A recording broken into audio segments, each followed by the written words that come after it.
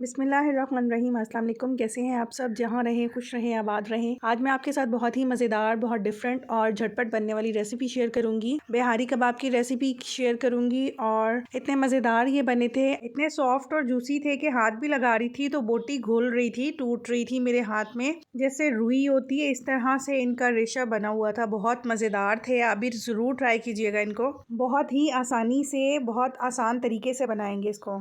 500 grams chicken लिया है, boneless chicken है। इसको मैंने बारीक बारीक स्ट्रिप्स में कटिंग किया हुआ है। 4 टेबलस्पून यहाँ पर हंकर्ड यूज़ कर रही हूँ। 1 tablespoon ginger garlic paste add कर रही हूँ। एक प्याज को फ्राई करके चॉप करके वो डाल देंगे। मैं यहाँ पर शान का बिहारी मसाला यूज़ कर रही हूँ। सिर्फ यही डालूंगी, कोई और स्पाइसेस नहीं डालूंगी। 2 टेबलस्पून भर के बिहारी कबाब मसाला डालेंगे। इतना मज़ेदार टेस्ट था इसका, इतना ज़बरदस्त था, यूं ही लग रहा था जैसे महंगे रेस्टोरेंट से लेकर आए हों हम। इसको अच्छे से मिक्स करके मैरिनेट करके तकरीबन 2 घंटे आपने ज़रूर छोड़ना है।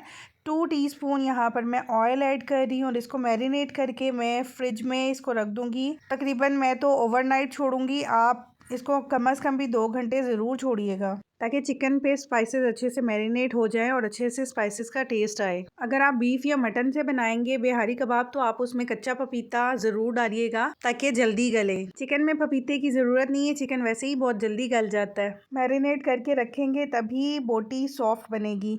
इस तरह से ये देखिए मैंने कटिंग की है, इसके लंबे लंबे स्ट्रिप्स काटी हुई है। शाशलिक स्टिक ली है, इसको मैं शाशलिक स्टिक पे परोलूँगी और देखिए किस तरह से मैं शाशलिक स्टिक के ऊपर ये बोटी लगा रही हूँ। इसी तरह से मैंने सब लगाई हैं और एक स्टिक के ऊपर मैंने 3 स्ट्रिप्स को फिल किया है। इस तरह से सारी स्टिक्स को फिल करके मैं फ्रिज में ढाँप के इसको क्लीन पेपर लगा के तो ओवरनाइट के लिए छोड़ दूँगी। जो चिकन की स्ट्रिप्स कट की हैं वो बारीक कट की हैं, मोटी नहीं है। बारीक कट करेंगे तभी वो बिहारी बोटी या बिहारी कबाब की लुक देगा। आप इनको बना के रख भी सकते हैं, स्टोर भी कर सकते हैं और बच्चों को आप ये लंच बॉक्स में भी बना के दे सकते हैं। बच्चों को बहुत ही पसंद आएगी ये रेसिपी।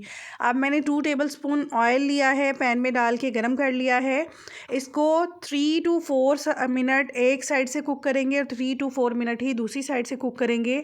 ओवर कुक बिल्कुल नहीं करेंगे वरना हमारे जो चिकन है वो ड्राई बनेगा। और ये इतने सॉफ्ट और जूसी बनी थी कि मैं इसको हाथ भी लगा रही थी तो ये बोटी टूट रही थी और टेस्ट इसका बहुत ही ज़बरदस्त आया था। आप भी इस रेसिपी को ज़रूर ट्राई कीजिएगा। बहुत डिफरेंट टेस्ट है, बहुत डिफरेंट रेसिपी है। ये देखिए जब एक साइड से अच्छा सा गोल्डन कलर आ गया है, कुक हो गई है, तो मैंने उसकी साइड चेंज की है।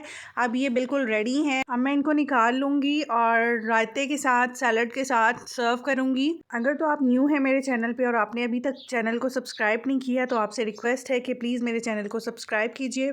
नोटिफिकेशन के लिए बेल आइकन ज़रूर प्रेस कर लीजिएगा ताकि आपको नोटिफिकेशन मिलते रहें। सीख कबाब, शामी कबाब, चपली कबाब, इन सबसे बहुत ही डिफरेंट टेस्ट था, बहुत मज़ेदार थे। ये देखिए मैं आपको तोड़ के भी दिखा रही हूँ, कितनी सॉफ्ट बोटी बनी है कि हाथ भी लगा रही हूँ तो घुल रही है। टेस्ट तो बहुत ही लाजवाब था। आप भी इसको ज़रूर ट्राई कीजिएगा, आपको भी ये रेसिपी ज़रूर पसंद आएगी। आप इन कबाब्स को यूज़ करते हुए पराठा रोल भी बना के बच्चों को लंच बॉक्स के लिए दे सकते हैं।